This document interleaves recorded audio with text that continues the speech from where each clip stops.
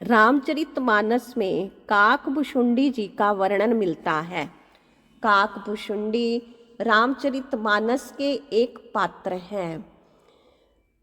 तुलसीदास जी ने रामचरितमानस के उत्तरकांड में बताया है कि काकभुशुंडी श्री राम जी के अनन्य भक्त हैं, परम ज्ञानी हैं। जब श्री राम जी का रावण के पुत्र मेघनाथ के साथ युद्ध हुआ तो मेघनाथ ने श्री राम जी को नागपाश से बांध दिया। तो नारद के कहने पर गरुड़ वहां पहुंचे और श्री राम जी को नागपाश के बंधन से मुक्त किया। क्योंकि गरुड़ पक्षी सर्पभक्षी होते हैं, सांप उनका भोजन है, तो उन्होंने नाग खा करके सभी नागों को खाकर श्री राम जी को नागपाश के बंधन से मुक्त कराया। तो इस प्रकार उनके बंधन में बंध जाने पर गरुड़ के मन में संशय उत्पन्न हो गया कि यदि श्री राम परम ब्रह्म हैं तो इस प्रकार का बंधन उनको कैसे बांध गया, वो इस प्रकार बंधन में कैसे बंध गए। तो गरुड़ का संदेह दूर करने के लिए नारद जी ने उनको ब्रह्मा जी के पास भेजा। ब्रह्मा जी ने कहा कि तुम शंकर जी के पास जाओ। तो शंकर जी ने गरुड़ को उनका संशय मिटाने के लिए काकभुशुंडी जी के पास भेजा। काकभुशुंडी जी एक कौवे के रूप में हैं। तो शंकर जी ने सोचा कि गरुड़ एक पक्षी है, तो पक्षी पक्षी की भाषा को सरलता से समझ सकता है, तो इसीलिए काकभुशुंडी पक्षी भी हैं और श्री राम जी के अनन्य भक्त हैं। तो गरुड़ जी वहां जाते हैं। फिर काकभुशुंडी जी ने राम जी की पवित्र कथा गरुड़ को सुनाई। तो गरुड़ के सभी संशय समाप्त हो गए। जो श्री राम जी के प्रति उनके मन में संदेह था वो सब समाप्त हो गया। फिर गरुड़ का संदेह जब समाप्त हो गया तो काकभुशुंडी जी ने गरुड़ को अपनी भी कथा सुनाई, अपने बारे में भी बताया कि काकभुशुंडी जी पूर्व जन्म में एक शूद्र के घर में थे। उनका जन्म एक शूद्र परिवार में हुआ था। वे भगवान शिव के भक्त थे, परंतु अभिमानवश वो अन्य देवताओं की निंदा करते थे। एक बार वो ब्राह्मण की सेवा में लगे और उनके साथ रहने लगे। तो जो ब्राह्मण के साथ रहते थे वो ब्राह्मण शंकर जी के भक्त थे। तो उन्होंने इनको शिव जी का मंत्र दिया। तो मंत्र प्राप्त करके तो ये और भी ज़्यादा अभिमानी हो गए, जिससे वो अन्य ब्राह्मणों की निंदा करने लग गए थे, उनसे ईर्ष्या भी करने लगे, उनका अपमान करने लग गए। उनके इस व्यवहार से जो उनके गुरु थे वो ब्राह्मण बहुत दुखी हुए।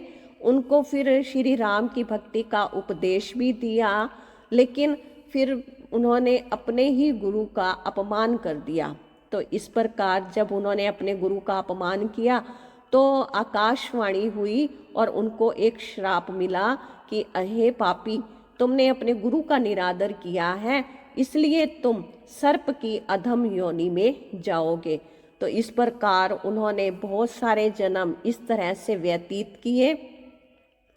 फिर जब उनको यह श्राप मिला था तब उन्होंने शिव जी से क्षमा प्रार्थना करके, याचना करके एक फिर से उससे श्राप से मुक्त होने का रहस्य भी जान लिया था, उनसे कृपा ले ली थी। तो उन्होंने जब उनको श्राप दिया गया था तो फिर से जब उन्होंने प्रार्थना की तो उनको आकाशवाणी से कहा गया कि तुम्हारा जो ये ज्ञान है वो तुम्हें ज्ञान स्मरण रहेगा, लेकिन श्राप जो तुम्हें पहले दे चुके हैं इस कारण से तुम्हें ये सर्प योनि में तो जाना ही पड़ेगा। लेकिन ये ज्ञान जो तुम्हें है वो नहीं मिटेगा, हर जन्म में तुम्हें ये ज्ञान याद रहेगा, इसलिए तुम्हें संसार में कुछ भी कठिन नहीं होगा और तुम्हें कोई भी दुख प्राप्त नहीं होगा और श्री राम के चरणों की भक्ति भी तुम्हें मिलती रहेगी। तो इस प्रकार से वो जन्म लेते रहे और फिर बड़े शरीर का त्याग भी करते थे, फिर जन्म लेते थे, शरीर का त्याग करते थे। तो उनके मन में श्री राम जी के प्रति भक्ति थी।